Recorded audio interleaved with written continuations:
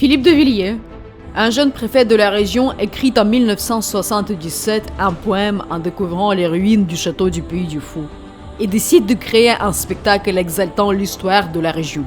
La créativité, l'originalité et l'excellence du Puy du Fou sont reconnus par les professionnels et les spécialistes du monde entier. Depuis 2012, le Puy du Fou reçoit régulièrement les récompenses internationales les plus prestigieuses du monde de parcs et du spectacle. C'est grâce à l'investissement et l'audace créative de l'ensemble des équipes que le Puy du Fou a été élu à 2 reprises meilleur parc d'attractions du monde. Le premier royaume est un spectacle immersif. Il retrace l'époque du roi Clovis, un des personnages les plus importants de l'histoire de France, connu pour avoir agrandi considérablement le petit territoire des Francaliens. Beaucoup de légendes sont rattachées à Clovis, comme le fameux vase de Soissons. Souviens-toi du vase de Soissons!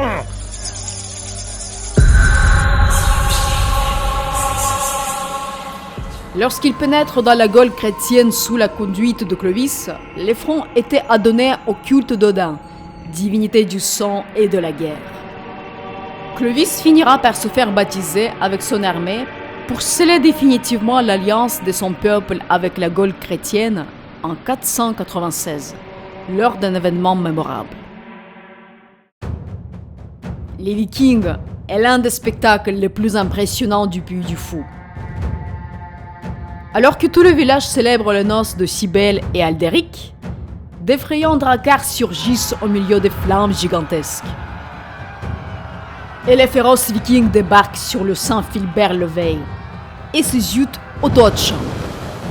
Au pied de l'imposante motte féodale, le combat fait rage dans un déluge de cascades et d'effets spéciaux. Faisant preuve d'une immense bravoure, les villageois tentent de repousser les assaillants et de protéger leurs terres dans une bataille épique. Adossés à la forêt centenaire du Puy du Fou, les décors de ce spectacle sont fabriqués en matériaux authentiques.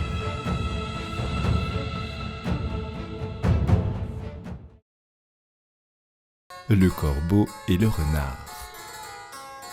Maître Corbeau, sur un arbre perché, tenait en son bec un fromage. La poule aux œufs d'or. L'avarice perd tout en voulant tout gagner. L'ivrogne et sa femme. Chacun a son défaut où toujours il revient. La Pérouse est une des plus illustres expéditions maritimes de l'histoire. En 1785, 2 navires, la Boussole et l'Astrolabe, quittent le port de Brest à leur commandement Jean-François de Galland, comte de la Pérouse. Louis XVI lui a confié une mission d'exploration particulièrement ambitieuse.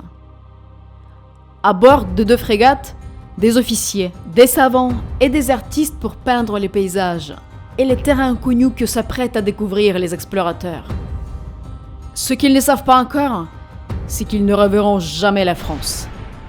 Au terme d'un périple de 3 ans, les 2 navires disparaîtront dans un naufrage, à l'autre bout du monde, au large d'une petite île perdue dans l'océan Pacifique.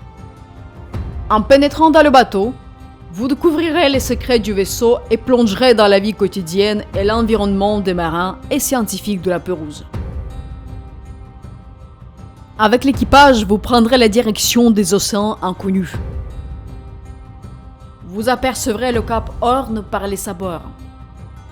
Sentirez le froid glacial de l'Alaska. Et vous arriverez enfin à Vanikoro, ultime étape du voyage. Vous sentirez la tempête arriver. Assisterez au naufrage du navire.